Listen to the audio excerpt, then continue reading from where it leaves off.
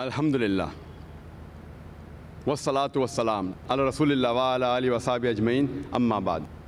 A'udhu billahi minash shaitanir rajim. Bismillahir rahmanir rahim. Wa ma khalaqtul jinna wal insa illa liya'budun. Bismillahir rahmanir rahim. Allazi khalaqal mauta wal hayata liyabluwakum ayyukum ahsanu amala. Rabbi shrah li sadri wa yassir li amri wahlul 'uqdatam min lisani yafqahu qawli. The honorable scholars, speakers, the respected guests, my respected elders, my dear brothers and sisters, and the millions of viewers who are watching this program live on Peace TV. I welcome all of you with the Islamic greetings. Assalamu alaikum wa rahmatullahi wa barakatuh. May peace, mercy, and blessings of Allah subhanahu wa ta'ala, of Almighty God, be on all of you. The topic of this last lecture, of the last session, of the last day of the 10-day International Islamic Conference, Peace, the Solution for Humanity, is what is the purpose of our life? How many of us have really ever thought in their life, what is the purpose of our life? How many of us have ever thought, what is the purpose of our existence? What are we doing here? Why are we here? Let us start analyzing right from here itself.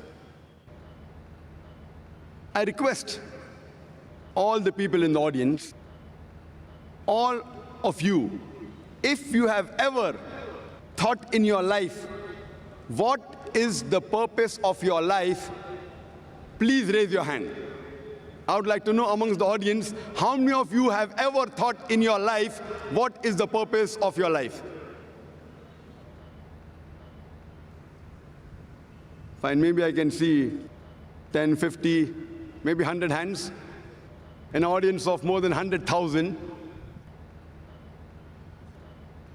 That is less than 0.1%. Some may have felt shy to raise their hand. So surely I can say less than 1% of the human beings have ever thought in their life, what is the purpose of our life? Is it required that should we know what is the purpose of our life? To help you, let me give you an example. Once a man, when he was traveling, and when he came at a crossroad, he asked the passerby, where does this road lead to? The passerby asked him, where do you want to go? The man replied, anywhere. The passerby answered, then take any road, it will make no difference. Imagine that traveler, he had no goal. Whatever actions he did, whatever deeds he did, it made no difference because he wanted to go anywhere. And many of us are leading our life in the same way. Let me give you one more example. Imagine there is a builder who starts constructing his building, and he lays the foundation and he digs a big hole for the foundation. And when you ask him, how many stories is your building going to be? He says, I don't know. How many square feet is the built-up area? He says, I haven't thought of it. The builder has got no goal at all. Once there was a man who told his neighbor, your dog always chases vehicles and cars. I wonder, will your dog ever catch up with any car? The neighbor replied, I don't wonder whether he'll catch up or not. I wonder if my dog catches up with the car, what will he do? The man who asked him, will the dog ever catch up with the car?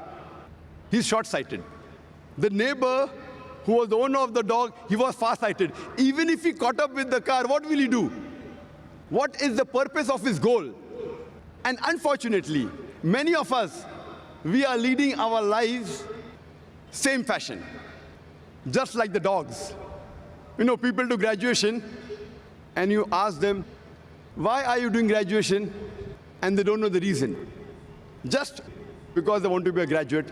What will you do after you finish your graduation? I haven't thought of it yet. Most of us are leading our lives like that traveler or like the dog who's chasing cars, absolutely without a purpose. Many of us, we copy goals of others without scrutinizing it. When we ask a student, why are you doing commerce? So he will reply, because my friend is doing commerce.